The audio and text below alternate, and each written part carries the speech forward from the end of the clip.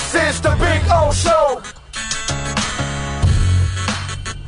This is the Big O Show. All right, there he is. He is locked and loaded, and this is a week where I get to talk about a guy named Zonovan. I mean, that's creative. I mean, Dad and Mom, like, all right, we got to get creative. Oh, let's change the D to a Z. Instead of a Donovan, he's a Zonovan. And it keeps auto-correcting to Donovan. That is a huge problem for me personally. It is. And I'm sure it's a problem for Zonovan, too, because he sends in his application. Donovan, it's Zonovan. Well, it says Donovan here. Oh, damn, autocorrect. That poor kid. It's like having a birthday in a leap year. Just happens once every 4 years. Yep. You know what I mean? Yep. So you're really 10 when you're 40. Is that what it is? I believe that is correct. Is that how it goes? I believe you can always. Yes, you're never allowed to get into a bar. You're not allowed to get into a bar until you're like 84. Right. Exactly. Yeah. That's rough sledding there, dude. Yeah. So the first beer you have kills you. So that's what happens. Okay. You have to share half of it with your wife. Yeah. Okay.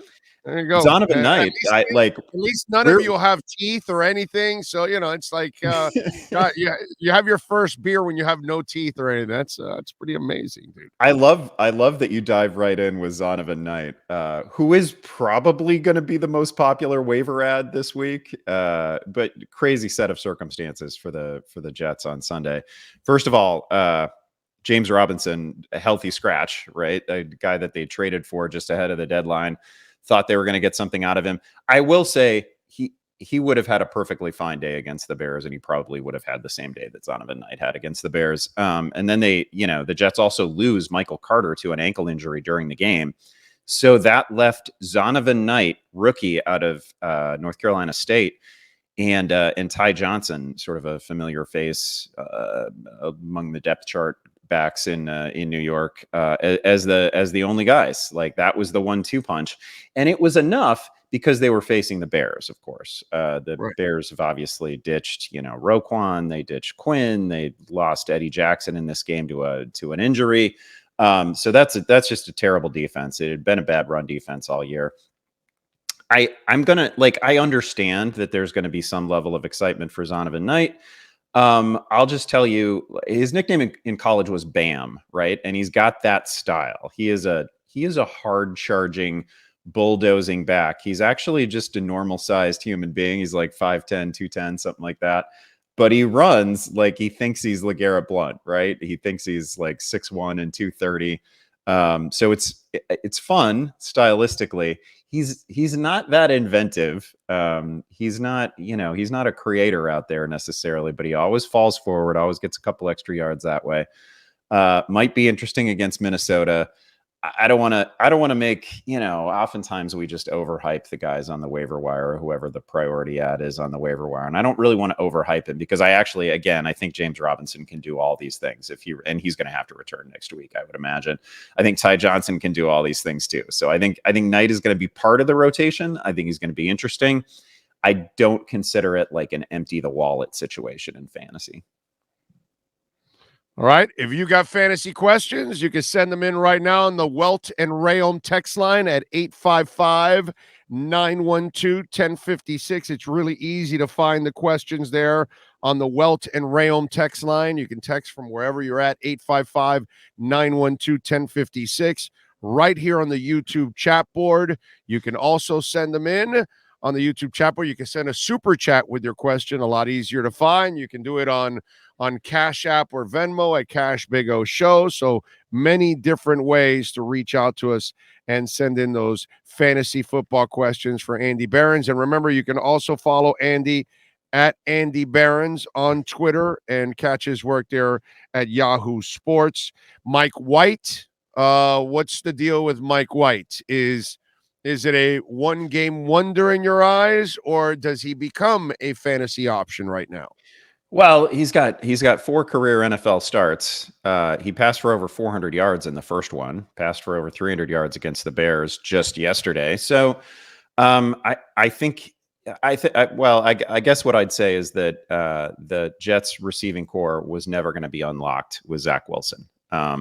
They have been unlocked with White. Do I think he's, a top 15 NFL quarterback, top 20 NFL quarterback? No, but I don't think it takes that to deliver a useful fantasy performance for Garrett Wilson. I think Wilson is really talented. I think, Elijah Moore woke up from his season-long malaise, right? So that was good to see. I mean, I think White, generally speaking, can run this offense. They're about to face a Minnesota defense that's given up a ton of yards all season. The only thing that Minnesota has really done well defensively is they've generated some takeaways, but they give up plenty of yards. So yeah, I think White can drive this thing. I think he's really established himself now. It was a great way to sort of break him into the season because again, the Bears are just a non-competitive defense right now, and the degree of difficulty is going to be ratcheted up a little bit in week 13, but I think White is probably up for it because we've seen, it's not like this is the only game that we have of Mike White. He's pretty good last year. He's able to do, all the things that Zach Wilson just simply wasn't able to do to keep the Jets on schedule. Like they tried giving Zach Wilson, as plenty of layup throws, and he just missed them. Right. And White hits all those. So White's really good, like in the screen game, short game. And then obviously he hit some deep plays with Wilson and Moore. So yeah, I think he can keep them on schedule. And I think that sets up as a really fun game next week between the Vikings and Jets. Zach can't pick up the offense. He only picks up MILFs. I mean, that's just the way it goes with Zach. It's one of those things. Eric Storm has got a question for you. He says, tight ends most likely on the waiver wires, 12-team league, that would be worth a flyer based on remaining schedule and possible usage. I'm not seeing anyone better than what I have, but could use depth. In other words, they want a sleeper tight end. So give us a sleeper tight end, sir. Well, I'll just tell you that depth matters less and less as we get deeper into the season. And I think that I would use my bench spots. Depth matters in September. It matters in October. We've got a whole season to get through. We got bye weeks. We got injuries ahead of us. Right now, we just have 2 bye weeks left.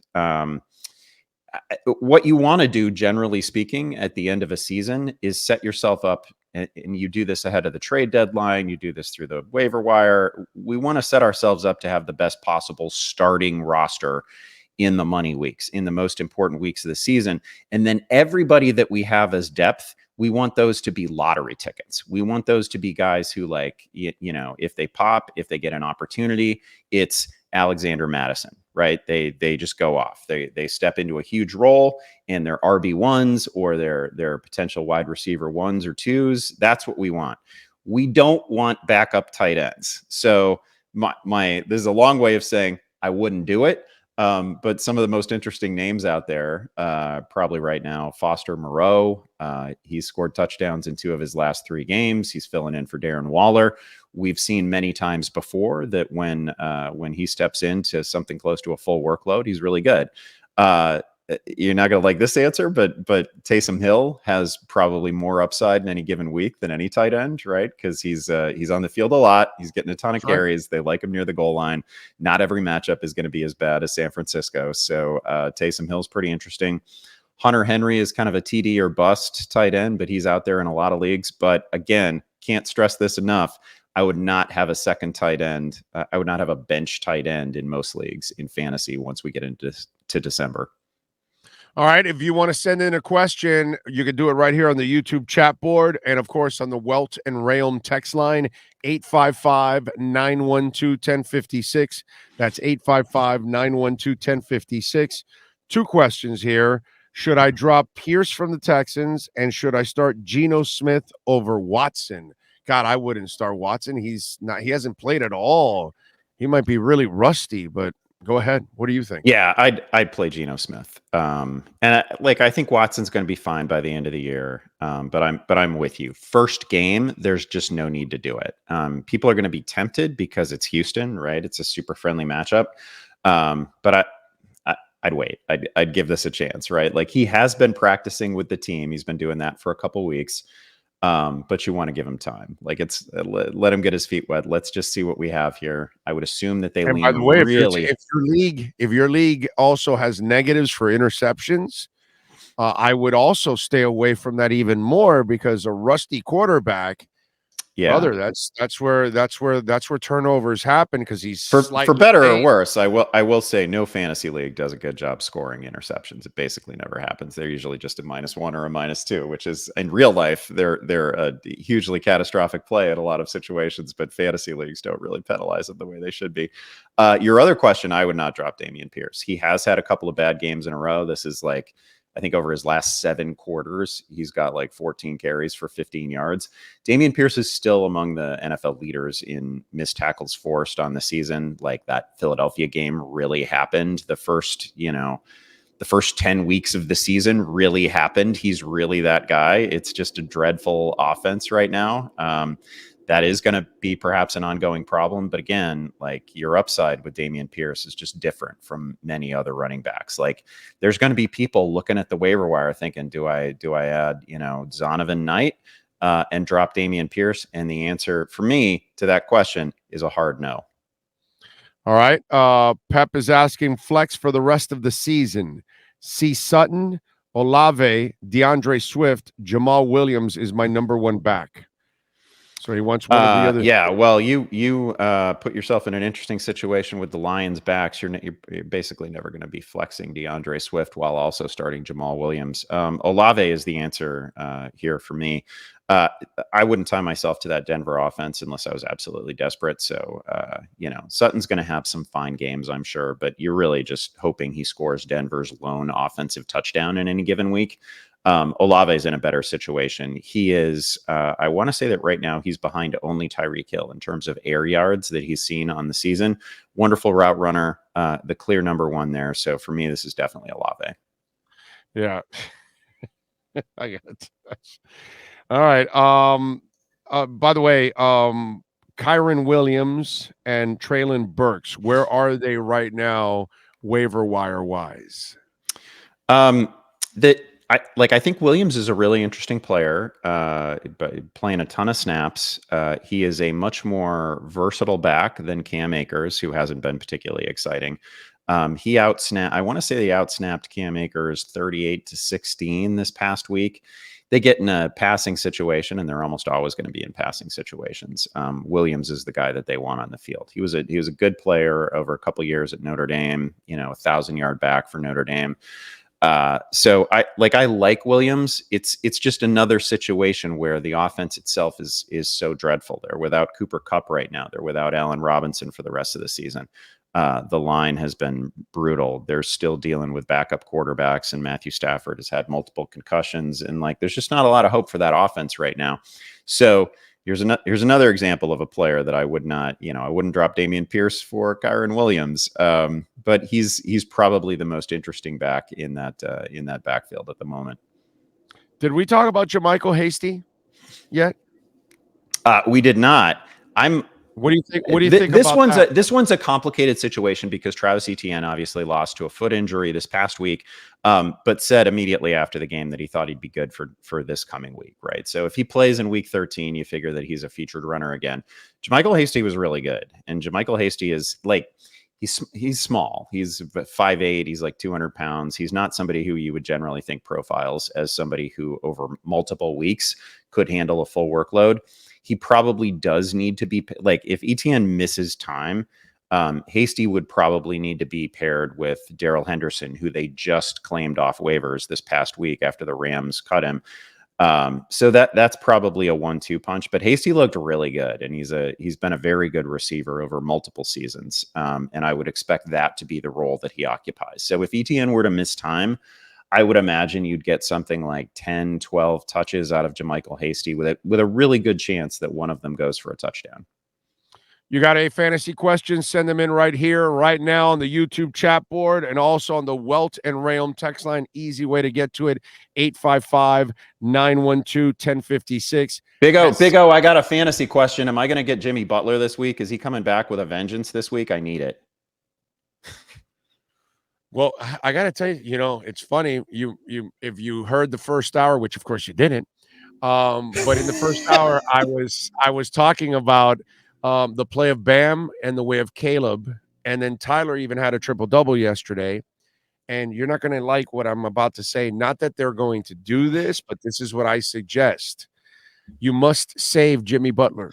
You cannot have him every night scoring 25 points and 10 rebounds and 8 assists and killing himself and 3 steals because he wears out by the end of the season because that body has a lot of mileage, okay? Has a lot of mileage. So you need to pace him. And if Bam finally now has, his BBs have dropped and he is going to take 18, 20 shots a game, then you're going to see this Bam playing. And Caleb is a kid that just helps you out. By the way, let me tell you something. Yeah. If Caleb Martin is available in your basketball league, go get him because he fills up the stat sheet all over the place. I love Caleb Martin. I think it's time to turn it over where he helps those young guys and then he becomes the hammer at the end of a half, at the end of a fourth quarter, that you need a tough basket, you need a tough stop. There's Jimmy Butler, but I think Jimmy Butler needs to be used more as a pace player from here on out and put the young guys that you're paying all this money now, Bam and Tyler, put them in the forefront. And Caleb, who you're developing and gave him some money, put him up there, man, because those guys are doing the jobs and really helping you out. So I kind of I wish you weren't right about that, but I'm sure the whole point of this season is to get Jimmy Butler to like April and May in fine working order. You're correct as usual. And Butler screwed up by asking his friend to come here and sign a contract, and Kyle Lowry is stealing $30 million a year here and taking a chunk of the cap that he ends up screwing his friend. Actually, when it's all said and done, Jimmy screwed up by getting his friend to come here. He should have left Riley and company to do whatever they could find because that acquisition, brother, that's been a little rough. Been a little rough. Sorry to sidetrack us here. Yeah, but Sky Moore, has he turned into a flex guy already? Yeah, this is really fun. So Sky Moore has seen 12 targets over the last 2 games, and these are not, these aren't just run-of-the-mill targets. These are Patrick Mahomes targets. These are premier targets, right? And he's catching 5 balls a game. Third downs. I mean, they're money downs and everything. They're throwing to Sky Moore. Yeah. And for as long, certainly, we've got McCole Hardman out right now. We've got Kadarius Toney. You should generally assume that Kadarius Toney is going to miss games until proven otherwise. So great opportunity there. And Sky Moore doesn't exactly function in the same way that like Marquez Valdez-Scantling does, than Justin Watson does. Like he's kind of a unique player in that receiving core right now.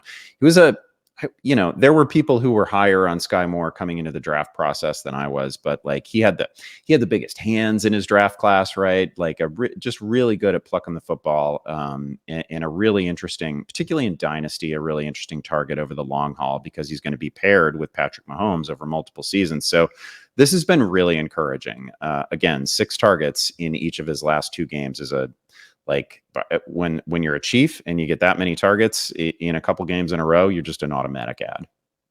Yeah. No, and obviously they've got to worry about some other monsters on the field, so it opens it up for a guy like Sky Moore. That's why that rookie's really done a nice job. All right, what are you working on over at Yahoo throughout the week to get folks ready for fantasy?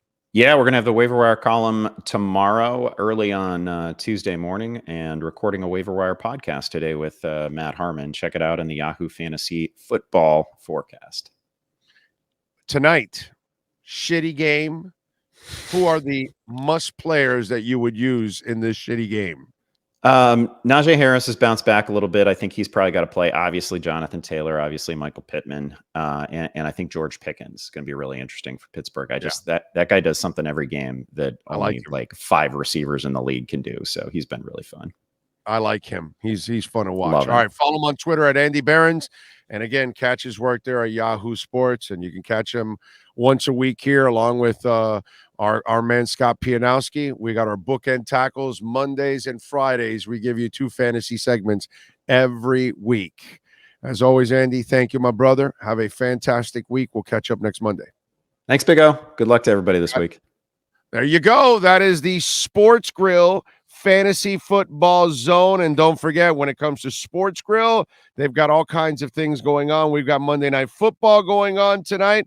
So when you've got Monday Night Football, you've got specials going on at Sports Grill. Monday, $7 single smash burger. Tuesday, $2 tacos, chicken, beef, or fish. Wednesdays, the kids eat free when you purchase an adult entree. And tonight, baby, during the NFL and NCAA games, $1.50 Bud Light drafts and bottles. And they've added these new cocktails also to the menu. The cherry lemonade and the tailgate tea are only $5 during NFL and NCAA games. $12 domestic pitchers, bone-in wings, 15% off.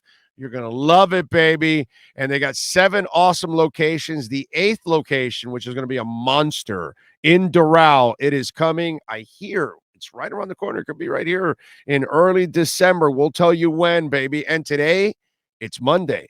The Kendall location's got the milkshakes going on and rock and roll music all night long. Sportsgrill.com. Find out more, baby. You're going to love the food, the fun, and watching your favorite sports. Little World Cup action. Sports Grill.